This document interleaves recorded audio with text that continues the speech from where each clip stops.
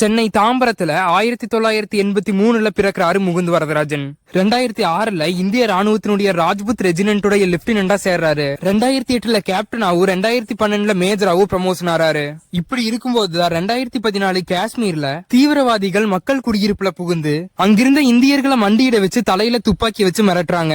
இது தெரிஞ்ச உடனே முகுந்த் வரதராஜன் அவருடைய மொத்த ஆர்மியையும் கூட்டிட்டு போறாரு.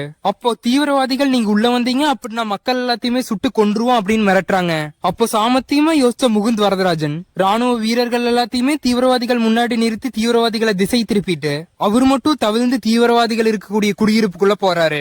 அடுத்த நொடியே தீவிரவாதிகளுக்கும் இவருக்கும் நடுவுல சண்டை ஆரம்பிக்குது. அங்கிருந்த தீவிரவாதிகள் எல்லாத்தையுமே கொன்னுட்டு மக்கள் எல்லாத்தையுமே கூட்டிட்டு வெளியே வர்றாரு முகுந்த் வரதராஜன். அங்கிருந்த ராணுவ வீரர்கள் எல்லாருமே மகிழ்ச்சி அடைகிறாங்க. ஆனா அந்த மகிழ்ச்சி ஒரு நிமிஷம் கூட நீடிக்கல. இப்படியே அவர் சரிஞ்சு கீழே விழறாரு.